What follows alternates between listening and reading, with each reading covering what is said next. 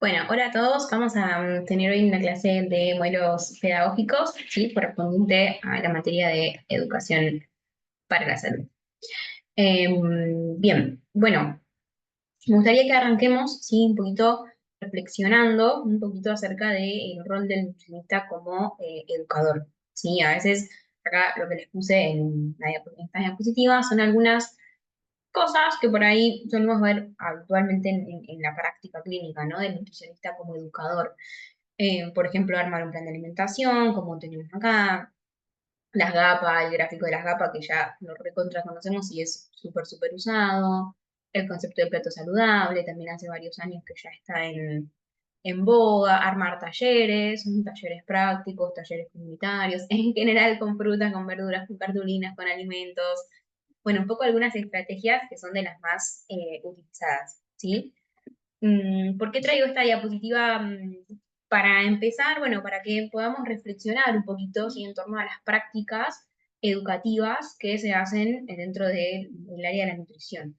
¿Por qué? Bueno, porque por ahí nos puede pasar como profesionales, ¿no? Que a veces terminamos como repitiendo lo que aprendimos o lo que vimos de otros y por ahí no nos cuestionamos tanto por qué o cuál es el sentido de una práctica educativa en nutrición. Entonces la idea es que podamos hoy eh, reflexionar un poco en eso, ¿sí? Para poder reflexionar acerca de cómo planificamos una práctica educativa en nutrición, necesitamos saber, eh, bueno, conocer un poco este proceso de enseñanza-aprendizaje que ya venimos viendo, ¿sí? Hoy nos vamos a enfocar específicamente en los modelos pedagógicos para que podamos ir reflexionando en torno a esto que charlábamos recién.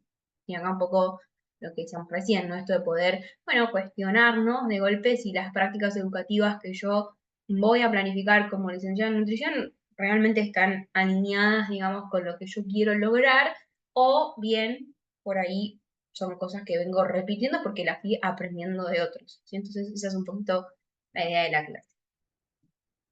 Muy bien, vamos a hablar entonces estábamos hablando, mejor dicho, del diseño, ¿sí? De las propuestas educativas o de las prácticas educativas que están fundamentadas en dos pilares que son los que tienen acá. Por un lado, una teoría del aprendizaje, que ustedes ya las conocen, y por otro lado, una postura epistemológica. Entonces, una propuesta educativa esencialmente está fundada, ¿sí? En estas dos cosas. Una teoría del aprendizaje sobre la cual está construida, ¿sí? Es decir, aquella teoría con la que por ahí el profesional se siente más representado o considera que es más útil para una determinada audiencia, y una postura epistemológica. ¿De qué hablamos cuando hablamos de posturas epistemológicas? Bueno, es una posición, ¿sí? Puede ser filosófica o teórica, que adopta el individuo o la comunidad en relación a la naturaleza del conocimiento. Es decir, es la manera en la que una persona o una comunidad entiende o cree que se genera, ¿sí? El conocimiento que se transmite, que se adquiere. Es como la idea que está en torno a ese concepto. Es la forma que tenemos, ¿sí? De concebir cómo se adquiere el conocimiento, cómo se transmite, cómo se entiende. ¿De acuerdo? Entonces, esta es la postura, a esto se refiere cuando hablamos de postura epistemológica. O sea, cuando nosotros estemos planificando, ¿sí? Una propuesta educativa, esta va a estar basada de manera más o menos consciente en una teoría del aprendizaje que nosotros consideremos y en la propuesta epidemiológica, o sea, en cómo nosotros creemos que es la mejor manera de transmitir, por ejemplo, el conocimiento. Ahora bien, estas propuestas, ¿sí? Educativas están enmarcadas dentro de lo que nosotros conocemos como un modelo pedagógico, que es la clase que vamos a eh, estudiar hoy. Pero antes de hablar de modelos pedagógicos, necesitamos entender, ¿sí? Qué es la pedagogía. La pedagogía es una disciplina que forma parte de las ciencias de la educación, que justamente lo que hace es estudiar cómo estudiar un poco la educación y estudiar sobre todo los procesos de enseñanza aprendizaje. Si trata de algún modo, estudiar o comprender cómo las personas pueden, o sea, perdón, cómo se enseñan. ¿Sí? Se está un poquito más enfocada en los procesos de enseñanza-aprendizaje y cómo esto repercute en el aprendizaje. Sí, va a tratar de estudiar un poco esto, de analizar cómo se enseña, cuáles son las estrategias de enseñanza, etcétera, y demás. Es una disciplina bastante amplia, ¿sí?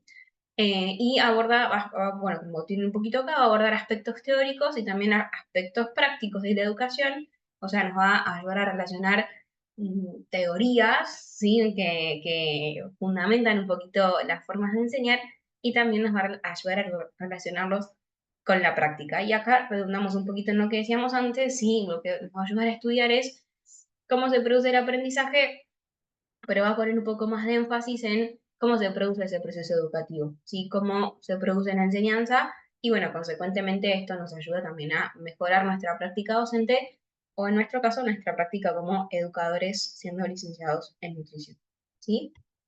Entonces, ahora sí, que sabemos lo que es la pedagogía, vamos a tratar de definir lo que es un modelo pedagógico y vamos a tratar de relacionarlo un poquito con estas prácticas de enseñanza o estas prácticas docentes del nutricionista como educador. Vamos primero a definirlo, ¿sí? Los modelos pedagógicos son construcciones teóricas que están fundamentadas en algunas hipótesis, en algunos supuestos, algunas como pilares que se consideran verdaderos, em, que son específicas para cada uno, ¿sí? Cada modelo tiene como sus supuestos o sus hipótesis propias. Cada modelo tiene una metodología y una estrategia que tiene distintos propósitos educativos. Acá lo que voy a hacer hincapié es que los modelos pedagógicos no son mejores o peores unos de otros, sino que simplemente están, o sea, son diferentes. Vamos a ver, nosotros vamos a ver 4 modelos pedagógicos, vamos a ver que son todos distintos entre sí, ¿sí?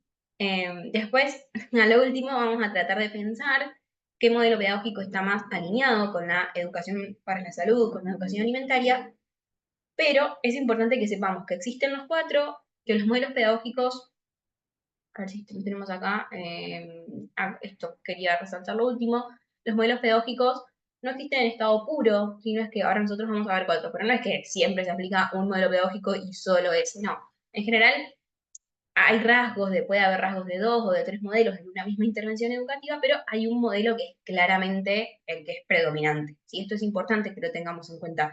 No existe en la práctica clínica o en la práctica comunitaria la aplicación de una propuesta educativa con un modelo pedagógico puro.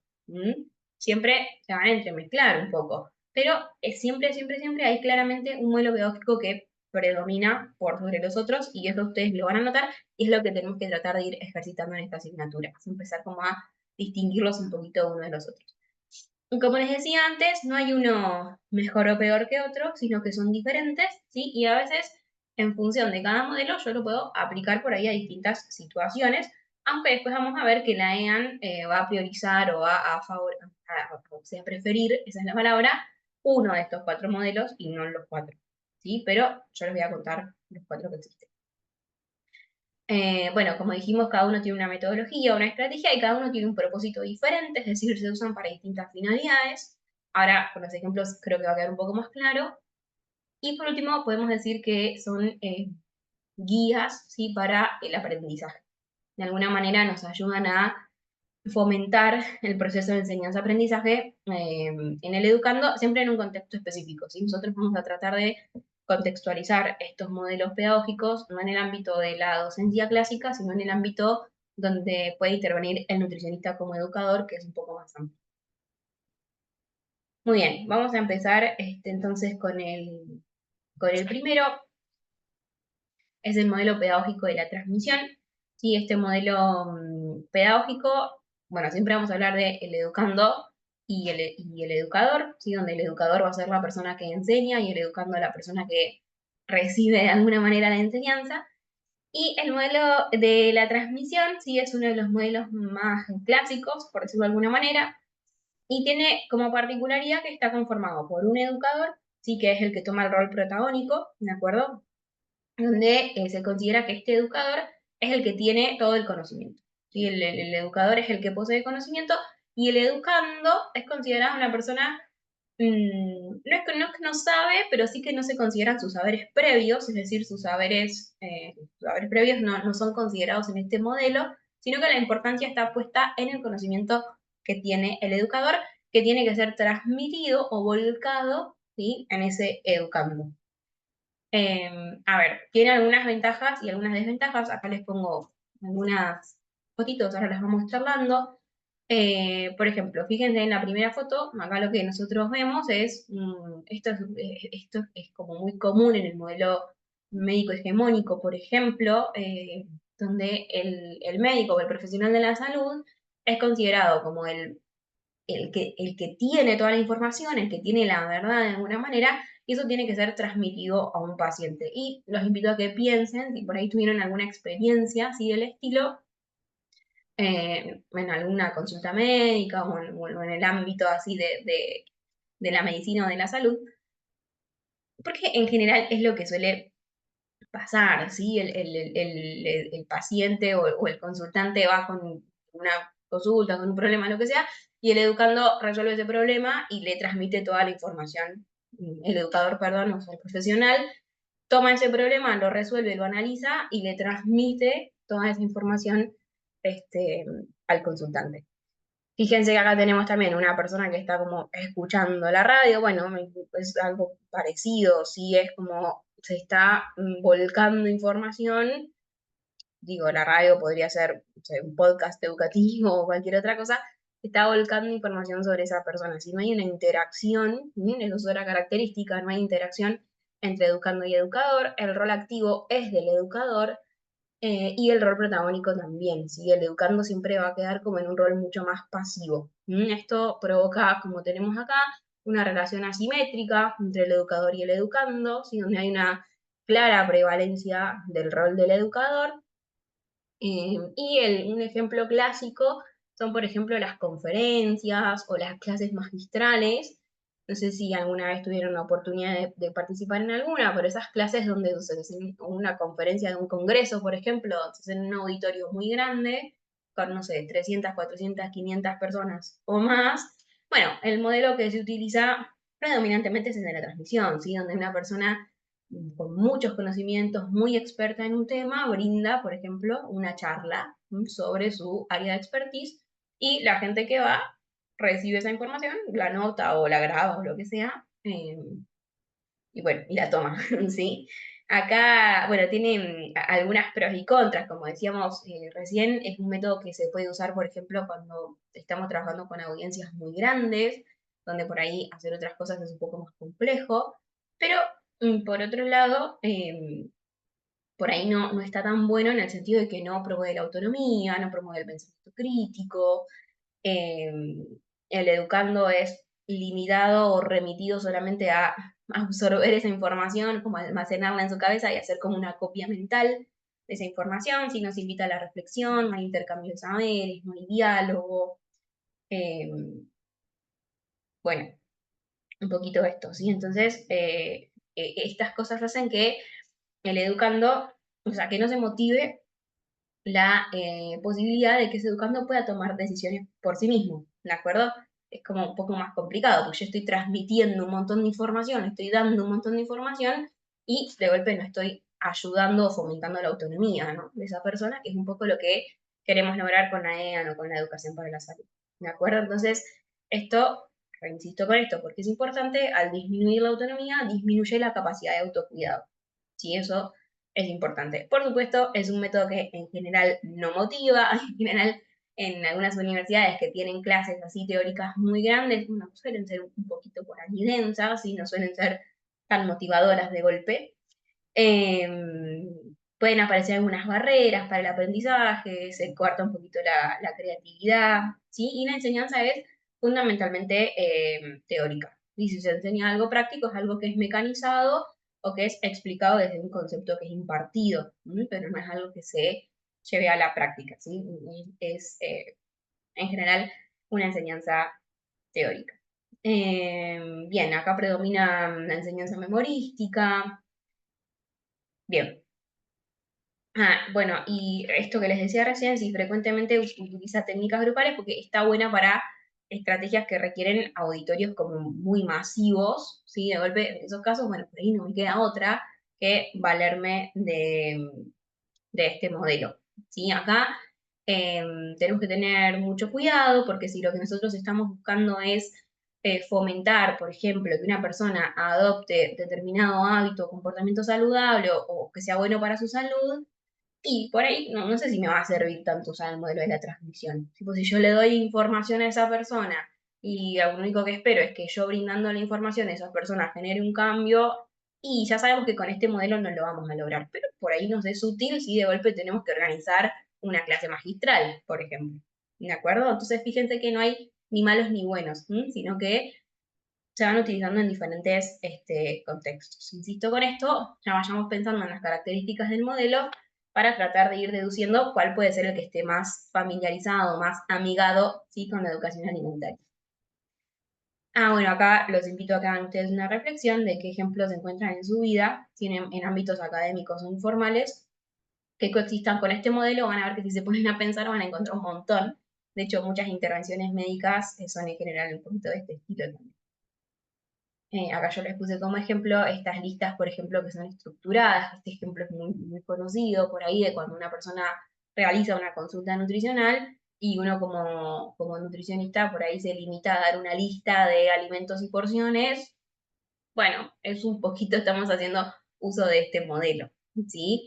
Insisto, con sus pros y con sus contras, con sus limitaciones. Bien, después los invito a que ustedes reflexionen y piensen en otras.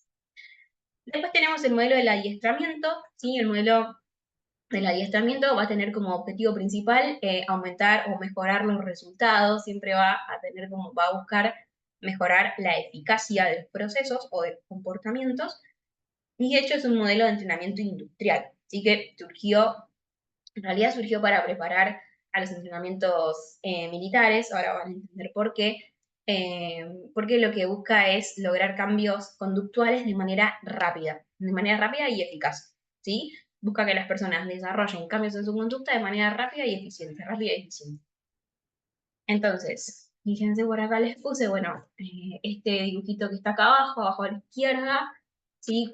Porque lo que prioriza este modelo es justamente lograr resultados. Y es un modelo en donde el educador, ¿sí? Va a hacer una demostración práctica de lo que quiere que el educando aprenda, y se espera que el educando lo ejecute primero con ayuda del educador y después sin ayuda. ¿Mm? Ahí les puse la foto del modelo militar porque surgió ahí, y para los entrenamientos militares de hecho tuvo como muy buen efecto, digamos, porque logra lo que busca, o sea, logra modificar conductas en tiempos relativamente rápidos para lograr esto, ¿no? Los cambios esperados en una persona. Ahora bien, fíjense que si bien acá tanto educando como educador tienen un rol un poquito más activo, ¿sí? O sea, porque el educando tiene que hacer cosas, pero el educador, perdón, o sea, tiene que enseñar un patrón, pero el educando lo tiene que repetir. O sea que inevitablemente tiene un rol activo, pero el protagonismo está puesto, ¿sí? En el educador, ¿de acuerdo? ¿Por qué? Porque es el educador el que define cuáles son los resultados a los que se aspiran, define cuáles son los objetivos que se quieren perseguir, y es el que de alguna manera orienta, corrige e instruye, ¿sí? Ese comportamiento demostrado por el educando, ¿de acuerdo? Es importante destacar acá que el error, ¿sí? Es decir, el error en la conducta o en el comportamiento es visto como algo malo. ¿M? Entonces, los errores son modelados, o mejor dicho, las respuestas del educando, ¿sí? Si es un error, bueno, recibe un castigo, y si es una conducta buena o esperada, recibe un premio, una recompensa, y así se busca ir modelando de a poco el comportamiento. Y entonces el error, en este caso, es visto como algo negativo y ayuda justamente a modelar la conducta a través de refuerzos positivos o negativos. Fíjense que esto, si lo pensamos, nos va a sonar muy relacionado a la teoría conductista, ¿sí? Donde se usaban refuerzos positivos y negativos para el modelado de la conducta. Bueno, de hecho, este modelo, que es el modelo del adiestramiento, tiene mucha relación, ¿sí? Con el conductismo. Eh, Bien, que va a generar dependencia, ¿sí? del educador. ¿Por qué? Porque el educador es el que sabe lo que hay que hacer y el que muestra cómo se hace. Entonces, cuando el educador no está, el educando puede ser que él no sepa por ahí cómo resolver una situación problemática. Entonces acá tenemos un problema parecido al que teníamos en el modelo anterior. No se fomenta la autonomía, si no se fomenta la capacidad de resolver problemas por el educando mismo. Entonces, eso por ahí puede ser un poco, es una característica, ¿sí? De este modelo. A nosotros, viéndolo desde la EAN, que justamente lo que buscamos es promover la autonomía, la verdad que nos cae como una desventaja, ¿sí? Bien, se establece una relación paternalista entre educando y educador, y el educando lo que va a lograr, insisto con esto, es un actuar mecánico, ¿sí? Va a lograr repetir conductas, repetir lo que se le enseñó, pero no, no adquiere, usando este modelo, la capacidad de resolver situaciones por sí mismo. Bien. Acá yo les puse también de vuelta la misma consigna para que reflexionen, tienen algunos ejemplos que encuentren. Yo les puse algunos que encontré acá, por ejemplo, acá lo que tenemos es un taller de cocina, por ejemplo, donde, bueno, se usa por ahí este modelo conductista, ¿no? Donde el educador muestra cómo se hace, no sé, cómo se prepara una receta o cómo se prepara un plato o lo que sea, y se espera que el educando lo replique.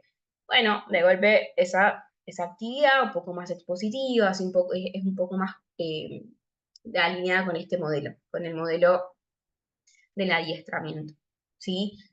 Acá les puse un ejemplo, estos ejemplos de esas actividades grupales donde hay una consigna y el resto tiene que repetir, bueno, son un poco lo mismo. Eh, y acá, con esta imagen del medio, es para ilustrar un poquito cosas que a veces pueden pasar, si en una consulta nutricional, por ejemplo. Acá lo puse alineado al caso de la desnutrición, por ejemplo, donde, no sé, necesitamos que se le preparen a un niño tanta cantidad de mamaderas con tanta cantidad de fórmula y tanta cantidad de agua. Bueno, a veces en esos casos yo necesito hacer uso de este modelo, ¿sí? Del modelo del adiestramiento, porque necesito que el cuidador de ese niño, mamá, papá o quien sea, aprenda a preparar bien esa mamadera y aprenda bien a higienizarla, a desinfectarla, etcétera, etcétera, etcétera. Sí, entonces, en algunas circunstancias, este modelo es útil para algún tipo de consulta o para algún tipo de intervención educativa relacionada con la nutrición. Insisto con esto, fíjense que en el modelo anterior y en el modelo que estudiamos ahora promueven la autonomía, promueven eh, esta capacidad de resolver situaciones por uno mismo, de tomar decisiones, de reflexionar y demás. Entonces ya podemos ir como teniendo la pista de que de golpe no son las que van a estar asociadas con la educación alimentaria, o sea, no son las que van a estar más alineadas con la EAN y con la EPS. Pero no quiere decir que no se puedan usar. Sí, insisto con esto, no son ni buenas ni malas. Hay contextos en los que tal vez se pueden aplicar porque sirven, pero no son las que están más alineadas con la educación alimentaria. Vamos a llegar al último, les dije que eran cuatro, pero son tres, que es el modelo problematizador, ¿sí? En el modelo problematizador, acá es diferente, si este va a estar un poquito más alineado con el constructivismo y si se ponen a leer un poquito la teoría van a encontrar que sobre todo va a favorecer el intercambio de saberes, ¿sí? Y la interacción, las experiencias. ¿Entre quiénes? Bueno, entre educandos y educadores. ¿Sí? Acá sí hay una relación educando-educador bastante más horizontal, porque se promueve el intercambio. Es decir, el educador no es considerado como el dueño de la verdad y el educando tampoco es considerado como una persona que no tiene ningún tipo de conocimiento, ¿sí? Se valora el conocimiento previo y se busca generar este intercambio para promover el aprendizaje. Va a tener en cuenta la afectividad y los aspectos psicológicos tanto de educando como de educador. Fíjense, acá les puse un dibujito porque este modelo, por lo que ya fuimos diciendo, podemos ir sospechando que va a estar más alineado con el constructivismo, ¿sí? El énfasis va a estar puesto en el proceso de aprendizaje. Acá lo que vamos a decir es que es más importante lo que enseñamos, perdón, cómo enseñamos que el contenido que tenemos para enseñar. Sí, es más importante promover y motivar eh, el aprendizaje en el educando que se aprenda o que repita o que replique un contenido. ¿Sí?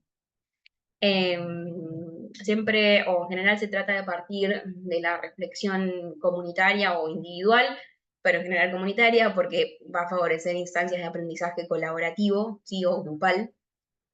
Partimos de la reflexión comunitaria sobre algún aspecto de la realidad que nosotros queremos estudiar o que queremos enseñar.